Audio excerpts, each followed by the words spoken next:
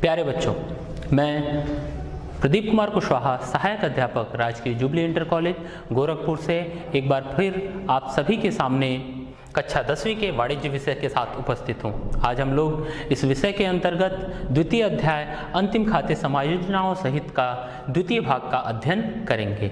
आइए सबसे पहले हम जानते हैं कि हमने प्रथम भाग में किन बिंदुओं का अध्ययन किया था और आज हमें किन बिंदुओं का अध्ययन करना है।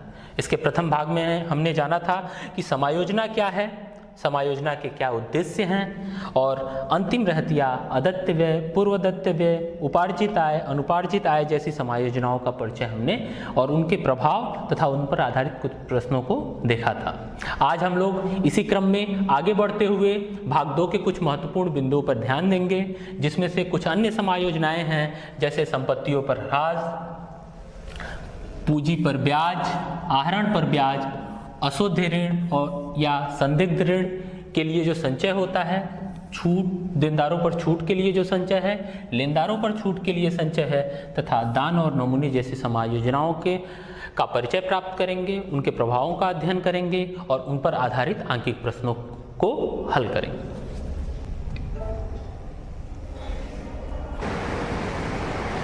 तो आइए बच्चों, हम देखते हैं सबसे पहली समायोजना संपत्तियों पर ह्रास।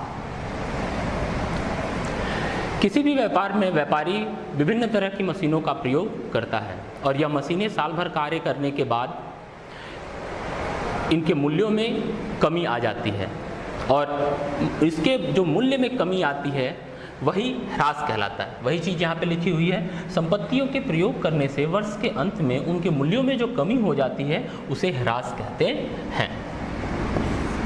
इसकी लेखा विधि कैसे होती है? ह्रास की जो राशि होती है, एक बार तो हम लाभ हानि खाते के डेबिट पक्ष में लिख देते हैं। क्यों? क्योंकि यह एक प्रकार की हानि होती है, यह हमारे व्यापार की हानि है। मशीन का जो मूल्य है वो कम हो रहा है, तो यह एक तरह की हानि है, इसलिए इसे लाभ हानि खाते के डेबिट पक्ष में लिख दिया जाता है। और चूंकि यह समायोजना है तो इसका प्रभाव दूसरी बार भी पड़ेगा और दूसरा प्रभाव उसका पड़ता है चिट्ठे के संपत्ति पक्ष में संबंधित संपत्ति से घटा करके इसको दिखाया जाता है। अर्थात उस संपत्ति का मूल्य क्या हो गया? उस संपत्ति का मूल्य कम हो गया। तो यह जो धनराशि है ह्रास की, यह ऐसे प्रदर्शित की जाती है।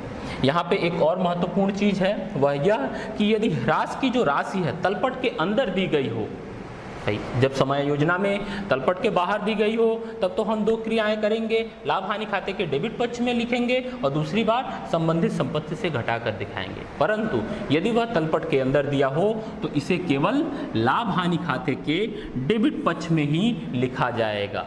इस बात का ध्यान रखेंगे, केवल यह एक व्यय के रूप में देखते हैं।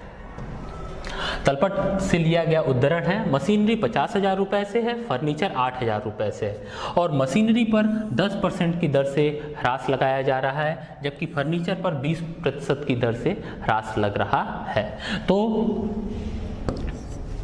50,000 रुपये की मशीनरी पर 10% की दर से जब डिप्रिसिएशन लगाएंगे तो ह्रास की राशि या डिप्रिसिएशन कितना हो जाएगा? 5,000 रुपये। इसी तरह 8,000 रुपये की फर्नीचर है, 20% की दर से 1,600 रुपये की धनराशि हो जाएगी। अब जब हम उसको ट्रेडिंग एंड पीएल अकाउंट में प्रदर्शित करेंगे तो इधर की तरफ टू डिप्रिसिएशन मशीनरी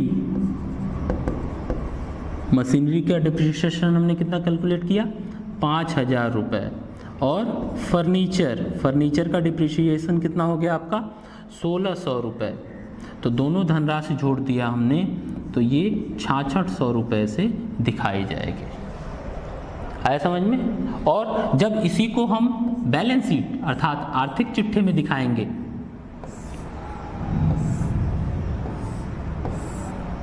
तो संपत्ति पक्ष है, ये एसेट साइड है हमारा, ठीक। तो यहाँ पे मशीनरी, चूंकि ये अस्थाई संपत्ति है, कितने से है हमारी? 50,000 रुपये से तलपट में दिखाई गई है। तो ये 50,000 रुपये और इसमें डिप्रिसिएशन हमने कितना लगाया, 5,000 रुपये का डिप्रिसिएशन लगाया, तो मशीन का जो मूल्य है 45,000 रुपये से यहाँ पे प्रदर्शित होगा। ठीक इसी तरह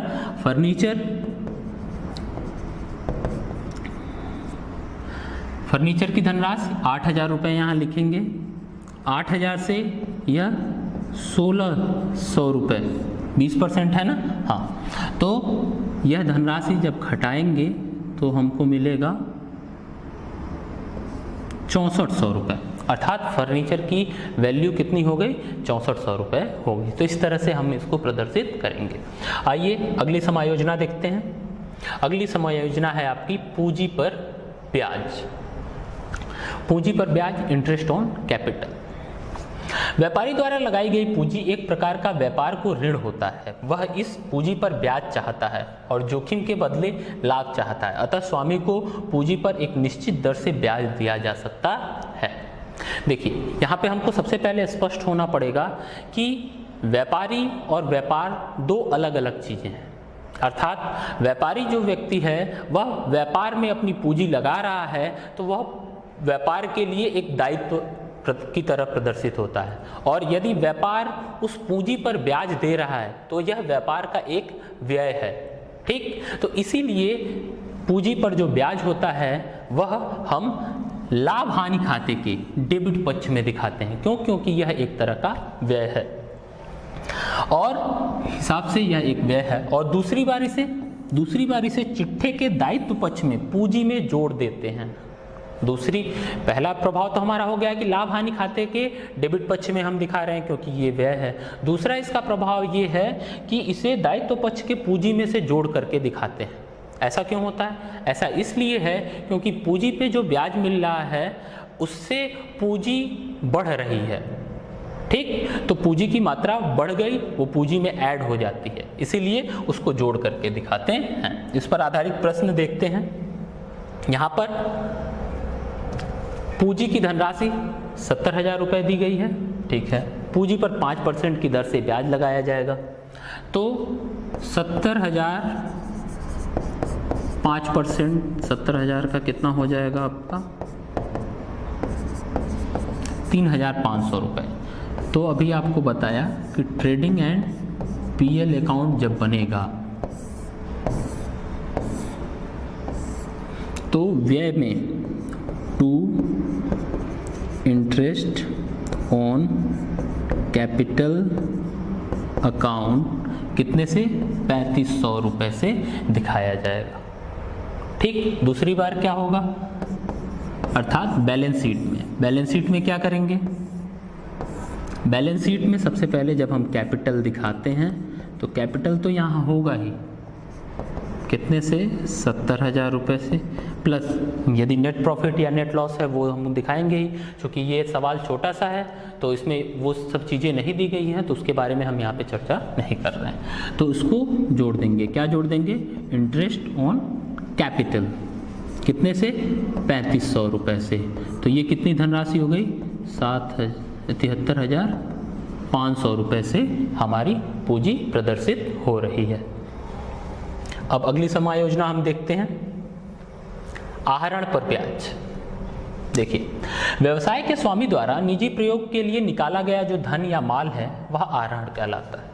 जिस प्रकार व्यवसाय का स्वामी पूंजी पर व्यवसाय से ब्याज प्राप्त करता है, ठीक उसी प्रकार आहरण पर उसे व्यवसाय को ब्याज देना होता है। पूंजी पर वह व्यवसाय यदि प्राप्त कर रहा है तो उसे आहरण पर व्यवसाय को ब्याज देना होगा। इसको हम समझते हैं कि कोई भी व्यापारी जब व्यापार में अपनी निजी धनराशि लगाता है तो वह पूंजी के तौर पे गिनी जाती है, या व्यापार को कोई ऋण देता है तो वो पूंजी के तौर पे जानी जाती है। ठीक है, यदि वही व्यापारी अपने निजी काम के लिए कुछ धनराशि व्यापार से निकालता है तो वह चीज़ आहरण कहलाएगी, और जैसे वह पूंजी पर ब्याज लेता है उसी तरह उसे आहरण पर भी ब्याज देना पड़ सकता है। तो ऐसे में क्या है कि आहरण पर ब्याज लगता है, और ये आहरण पर ब्याज वो किसको देगा, व्यापार को देगा, और व्यापार के लिए ये क्या होगा, एक तरह का आय होगा, एक तरह का लाभ होगा। ठीक, इसीलिए इसको लाभ हानि खाते के क्रेडिट पक्ष में लिखते हैं। कहाँ पे लिखते हैं? लाभ हानि खाते के क्रेडिट पक्ष में। और दूसरी बार इसे क्या करते हैं? दूसरी बार चिट्ठे में पूंजी में से घटा देते हैं। पूंजी में से घटाते क्यों हैं? क्योंकि जिस तरह पूंजी पर ब्याज हमारे पूंजी को बढ़ा रहा था, ठीक उसी तरह आहरण पर ब्याज हमारे पूंजी को कम करेगा। साथ ही साथ आहरण भी हमारी पूंजी को कम करता है। यह चीज़ें और स्पष्ट होगी जब हम इस पर आधारित उदाहरण को देखेंगे। देखिए यहाँ पे तलपट से लिया गया उद्धरण है। यहाँ पे पूंजी 1,20,000 रुपये है और आहरण की धनराशि कितनी है? 10,000 रुपये। समायोजना में क्या लिखा हुआ है? आहरण पर 6% की दर से ब्याज लगाइए। किस पे? आहरण पर। तो 6% की जो धनराशि की गणना हम करेंगे वह आहरण की धनराशि पे करेंगे, न कि पूंजी की धनराशि पे। इस बात का विशेष ध्यान रखिएगा। तो आहरण कितने का हो गया? 10,000 का, और उस पे ब्याज कितने का हो गया? 600 रुपये का। ठीक, अब जब हम इसको ट्रेडिंग और पीएल अकाउंट में दिखाएंगे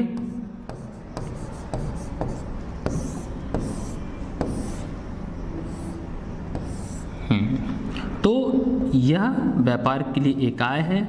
तो by interest on drawing account कितने से? 600 रुपये से प्रदर्शित कर दिया जाएगा। बैलेंस शीट पे इसका क्या प्रभाव पड़ेगा? देखिए बैलेंस शीट बनाया हमने, दायित्व पक्ष हो गया, ये संपत्ति पक्ष हो गई। सबसे ऊपर हम क्या दिखाते हैं? कैपिटल की धनराशि दिखाते हैं। वो कितना है आपका? 1,20,000 रुपये। सबसे पहले इसमें से क्या घटाएंगे हम लोग? आहरण की जो धनराशि है 10,000 वह घटाएंगे। कितना हो जाएगा? ये 1,10,000 रुपये हो गए। 600 ये कम होगा, कितने हो जाएंगे ये आपके? 1,94,000 रुपये हो जाएंगे। आया समझ में? देखिए 1,20,000 से सबसे पहले आहरण की धनराशि घटाई, 1,10,000 रुपये हुए, और उसमें से जब 600 की धनराशि घटाएंगे तो वह 1,94,000 रुपये हो जाएंगे। तो इस तरह से हम इसको प्रदर्शित करेंगे।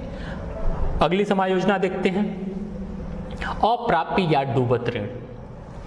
इसको अप्राप्य ऋण, डूबत ऋण, अशुद्ध ऋण या अंग्रेजी में बैड डेब्ट्स, इन चारों नामों से जाना जाता है। यह क्या होता है?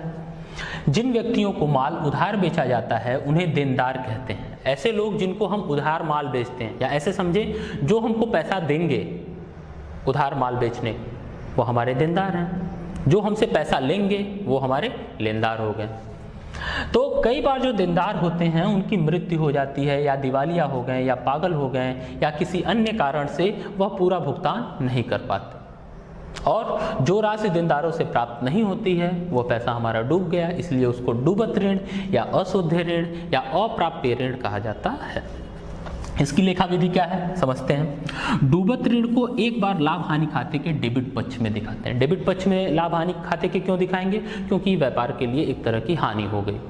दूसरी चीज, यदि तलपट में पहले से ही डूबत ऋण दिया हो तो समायोजना का जो डूबत ऋण है वह उसमें जोड़ करके दिखाया जाएगा। ठीक, और दूसरी बार इसको चिट्ठे के संपत्ति पक्ष में देनदारों से घटा करके दिखाएंगे। ऐसा क्यों हो रहा है? क्योंकि जो देनदार हैं वही तो पैसा नहीं दे पाए, तो हमारा वो डूबत ऋण बन गया, और ऐसी स्थिति में क्या होगा? हमारे देनदार कम हो गए, इसलिए उतनी संख्या में, उतने अमाउंट में हमारे देनदार क्या हो जाएंगे? कम हो जाएंगे। आया समझ में? आइए इसको एक उदाहरण के माध्यम से समझते हैं। यहाँ पर देनदार 18,500 से प्रदर्शित है, अशुद्ध ऋण 1,200 लिखा हुआ है, और समायोजना में लिख रहा है कि अशुद्ध ऋणों के लिए 500 रुपये का लेखा कीजिए। तो सबसे पहले ट्रेडिंग एंड पीएल अकाउंट जो है हमारा, यहाँ पे चूंकि यह एक तरह का व्यय है हमारे लिए, तो टू बैड डेब्ट कितने से दिया हुआ है? 1,200 रुपये हमारे तलपट में दिए गए हैं, प्लस न्यू बैड डेब्ट कितने से? 500 रुपये से। तो कुल हमको हानि कितने की हो गई? 1,700 रुपये की ट्रेडिंग एंड पीएल में इसको दिखाएंगे। और दूसरी बार जब हम इसको बैलेंस शीट में दिखा रहे हैं तो ये हमारा एसेट साइड है। यहाँ पे जो डेप्टर्स हैं, डेप्टर्स कितने से हैं? 18,500। ठीक, तो इसमें से ये जो 500 की जो धनराशि समायोजना वाली है केवल वही घटाएंगे। क्यों? क्योंकि इस 1200 रुपये की जो धनराशि है जो तलपट में है वह देनदारों से पहले ही समायोजित हो रखी है, वहाँ से घट चुकी है। तो यहाँ पे ये जब घटाएंगे तो हमारे कुल देनदार कितने हो जाएंगे? 18,000 रुपये से प्रदर्शित किए जाएंगे। स्पष्ट है? अर्थात समायोजना में जो दी गई धनराशि है अशुद्ध ऋण की, वही केवल देनदारों से घटा करके चिट्ठे में दिखाई जाएगी, जबकि व्यापार खाता और लाभ हानि खाते में दिखाते समय हम तलपट की धनराशि में इस समायोजना की धनराशि को जोड़ करके दिखाएंगे। अगली समायोजना हम देखते हैं, वह है अशुद्ध या संदिग्ध ऋणों के लिए आयोजन। डूबत ऋण को देनदारों में से घटा देने के बाद भी सभी देनदार अच्छे नहीं माने जा सकते। कुछ देनदार ऐसे भी होते हैं जिनसे ऋण की वसूली संदिग्ध होती है, अर्थात हो सकता है पैसा मिल भी जाए, हो सकता है न भी मिले। इसलिए ऐसे संदिग्ध देनदारों के लिए चालू वर्ष के लाभ में से कुछ रकम का आयोजन कर लिया जाता है, जिससे कि अगले वर्ष में जो रकम वसूल न हो सकेगी उन्हें इस आयोजन से पूरा कर लिया जाएगा। अर्थात व्यापारी भविष्य में होने वाली हानि के लिए पहले से ही सजग रहना चाहता है और वह अपने इस वर्ष के लाभ से कुछ मात्रा आयोजन के रूप में रखना चाहता है, तो वह अशुद्ध या संदिग्ध ऋणों के लिए आयोजन करता है। इसकी लेखा विधि क्या है? सबसे पहले इसको लाभ हानि खाते के डेबिट पक्ष में लिखा जाता है, ठीक, और दूसरी बार चिट्ठी के संपत्ति पक्ष में देनदारों में से घटाकर दिखाया जाता है। ठीक वही प्रक्रिया जो हमने अशुद्ध ऋण में की, अशुद्ध ऋण के लिए या संदिग्ध ऋण के लिए आयोजन में भी वही प्रक्रिया अपनाएंगे। उदाहरण देखते हैं।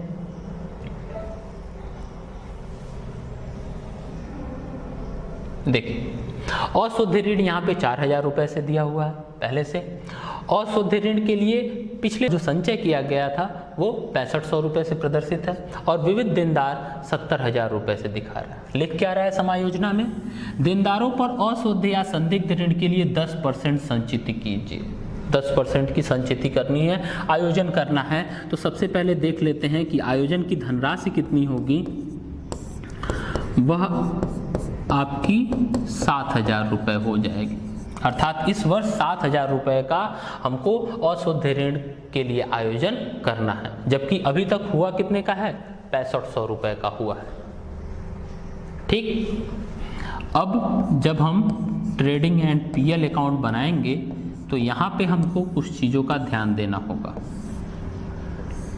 देखिए, टू बैड डेब्ट कितने से हैं? 4,000 रुपये का डूबत ऋण हमको दिख रहा है या अशुद्ध ऋण दिख रहा है। प्रोविजन फॉर बैड डेब्ट BND लिख दिया मैंने। कितने का प्रोविजन हमको करना है? 7,000 रुपये का करना है। कितने कुल हो गए? 11,000 रुपये हो गए। और पुराना जो है अशुद्ध ऋण के लिए जो संचय दिया हुआ है ऑलरेडी हमारे तलपट में, वो प्रोविज़न फॉर बैड डेब्ट कितने का दिया हुआ है? 6500 रुपये का। तो कितने की धनराशि इस वर्ष दिखाई जाएगी? 500 और 10, ये 4500 रुपये की धनराशि से हमारा ट्रेडिंग एंड पीएल अकाउंट प्रभावित होगा। बैलेंस शीट में, बैलेंस शीट बनाते समय भी हमको थोड़ा ध्यान देना होगा। यह दायित्व पक्ष और ये आपका संपत्ति पक्ष। यहाँ पे डेटर कितने से हैं? 70,000। तो 70,000 से हमको प्रोविज़न कितने का कर रहे हैं? 7,000 रुपये की जो धनराशि है वह घटा के अर्थात 63,000 रुपये दिखाने पड़ेंगे। समायोजना की जो धनराशि हमारी निकली है वही वहाँ से घटाई जाएगी। अगली समायोजना हम देखते हैं, देनदारों पर छूट के लिए संचय। व्यापारी शीघ्र भुगतान प्राप्त करने के उद्देश्य से अपने धनदारों को वह सुविधा प्रदान करता है कि वे एक निश्चित समय के अंदर धनराशि का पूर्ण भुगतान कर देंगे तो उन्हें एक निश्चित प्रतिशत की दर से छूट प्रदान की जाएगी। इसलिए व्यापारी देनदारों पर छूट के लिए संचित बनाता है। वह एक प्रकार की व्यापारिक हानि है। कोई भी व्यापारी चाहता है कि उसने जो उधार माल बेचा हुआ है उसका पैसा उसे जल्दी से जल्दी मिल जाए, और ऐसा करने के लिए वह अपने देनदारों के लिए यह प्रस्ताव रखता है कि वह इस निश्चित तिथि के पहले यदि भुगतान कर देते हैं तो उन्हें इतने की छूट मिलेगी। और ऐसी स्थिति में वह क्या करता है, वह देनदारों पर छूट के लिए संचित करता है। इसका लेखा कैसे करेंगे? देनदारों पर छूट के लिए जो संचय है वह सबसे पहले लाभ हानि खाते के डेबिट पक्ष में दिखाया जाएगा। To provision for discount on debtors, और दूसरी बार इसे संपत्ति पक्ष में देनदारों से घटा करके दिखाते हैं। यहाँ पर ध्यान देने वाली जो बात है वह यह है कि देनदारों पर छूट के लिए संचय समायोजनाओं में प्रतिशत के रूप में दिया होता है, ये सभी को मालूम है। यदि समायोजना अशुद्ध तथा संदिग्ध ऋणों के लिए संचय भी दिया जाता है, मतलब यदि ये दिया हुआ हो तो सर्वप्रथम देनदारों से संदिग्ध ऋणों के लिए संचय की राशि को घटा देंगे, उसके पश्चात देनदार प्राप्त होते हैं उन पर देनदारों पर छूट के लिए संचय का प्रतिशत ज्ञात करेंगे। इसको हम लोग समझते हैं। अभी सवाल जब देखेंगे तो यह चीज़ें स्पष्ट होंगी। यहाँ पे देखिए देनदार की मात्रा कितनी दी गई है, 40,000 रुपये के देनदार हैं, और यहाँ पर दो समायोजनाएं दी गई हैं। एक, देनदारों पर अशुद्ध ऋण के लिए संचय 5% का करना है, और उन पर छूट अर्थात देनदारों पर छूट के लिए संचय 2% का करना है। तो सबसे पहले ये काम करेंगे और इसकी जो धनराशि होगी वह देनदारों से घटाने के बाद फिर उस पर छूट की गणना करेंगे। अर्थात 40,000 रुपये जब हम 5% के हिसाब से 2,000 रुपये का हमारा संचय हुआ देनदारों पर अशुद्ध ऋण के लिए संचय। तो अब 40,000 में से 2,000 रुपये हम क्या करेंगे, घटा देंगे। बचा कितना, 38,000 रुपये, और इस 38,000 की धनराशि पे 2% छूट के लिए जो संचय होगा देनदारों का वह किया जाएगा, अर्थात 760 रुपये किसके, provision for discount on debtors. अब ट्रेडिंग एंड पीएल अकाउंट जब बनाएंगे तब क्या होगा, पहले तो हो जाएगा to provision for bad debts, कितने से 2,000 रुपये की ये धनराशि, और to provision for discount on debtors, कितने से 760 रुपये से। दोनों चूंकि व्यापार के लिए एक तरह के व्यय हैं तो दोनों हम डेबिट साइड में दिखाएंगे। बैलेंस शीट जब बनाएंगे तो इधर डेटर्स दिखाते समय सबसे पहले तो 40,000, फिर उसमें से 2,000 रुपये की धनराशि घटा दी जाएगी, फिर 38,000, और फिर इस 38,000 से 760 रुपये प्रोविज़न की धनराशि घटा करके फिर प्रदर्शित की जाएगी। तो वह कितनी हो जाएगी,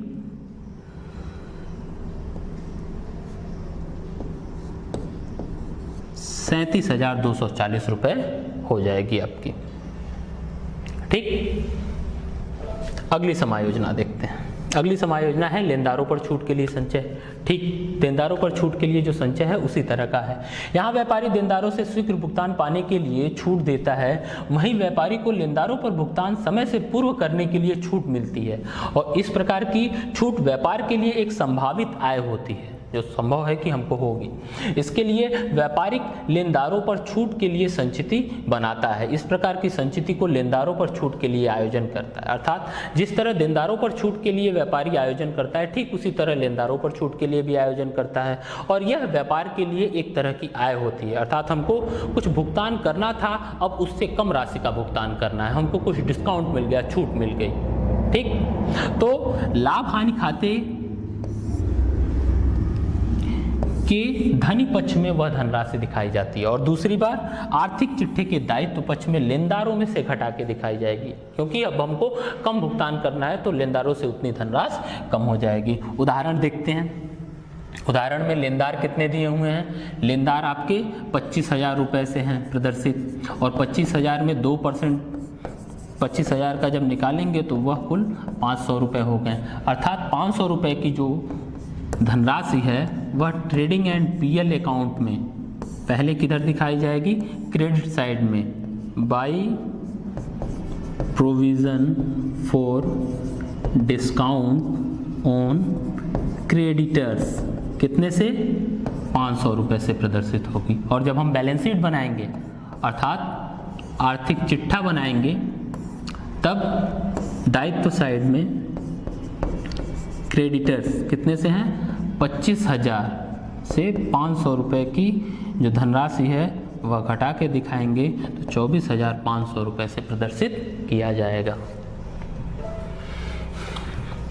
अगली और अंतिम समायोजना है हमारी दान एवं नमूने।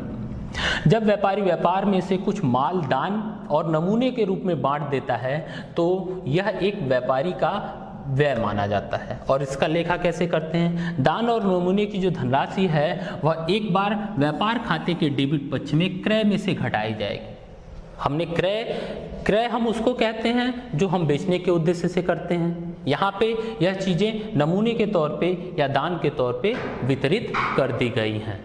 ठीक, तो इस बात का हमको ध्यान देना होगा कि पहले उसे व्यापार खाते के डेबिट पक्ष में से घटाएंगे, क्रय से घटाएंगे, और दूसरी बार लाभ हानि खाते के ऋणी पक्ष में दिखाया जाएगा, क्योंकि यह लाभ हानि खाते से संबंधित व्यय हो गया। व्यापार खाते में जो व्यय हम दिखाते हैं वह माल को व्यापारिक स्थान तक लाने के लिए किया गया व्यय होता है। ठीक, लेकिन दान और नमूने का जो व्यय है वह इस तरह का व्यय नहीं है। वह माल को बेचने या व्यापार के ख्याति को बढ़ाने के लिए किया गया है, तो वह लाभ हानि खाते में प्रदर्शित होगा। वह एक तरह का अप्रत्यक्ष व्यय कहलाएगा। यदि यह राशि तलपट में दी गई हो तो इसका लेखा लाभ हानि खाते के डेबिट पक्ष में करेंगे। उदाहरण देखते हैं। उदाहरण में यहाँ पे दिया हुआ है क्रय 1,40,000 रुपये से। व्यापारी ने 2,000 रुपये का माल नमूने के रूप में और 500 रुपये का माल दान के रूप में दिया। तो जब ट्रेडिंग एंड पीएल अकाउंट हम बना रहे हैं तो ध्यान देंगे, टू परचेस कितने से, 1,40,000 रुपये से। तो यहाँ पे माइनस सैंपल का कितना कम हो जाएगा, 2,000 रुपये कम हो जाएगा, और डोनेशन का कितना कम होगा, 500 रुपये। ये अर्थात यह 2,500 रुपये की जो धनराशि है 1,40,000 से कम कर दी जाएगी। तो यह कितना हो जाएगा, 500 और 75, 1,37,500 से यह प्रदर्शित होगा परचेज आपका। और जब पीएल अकाउंट में हम आएंगे तो वही चीज़ टू डोनेशन 500 रुपये से, टू सैंपल 2,000 रुपये से प्रदर्शित हो जाएगी। इसका प्रभाव हमारे आर्थिक चिट्ठे तक नहीं जाएगा। तो बच्चों, आज हम लोग ने जो सीखा उसकी पुनरावृत्ति कर लेते हैं। आज हमने कुल इतनी सारी समायोजनाओं के बारे में जाना, जिसमें सबसे पहला है संपत्तियों पर ह्रास। इसमें इसे एक बार लाभ हानि खाते के डेबिट पक्ष में दिखाते हैं और दूसरा चिट्ठे के संपत्ति पक्ष में संबंधित संपत्ति से घटा करके दिखाते हैं।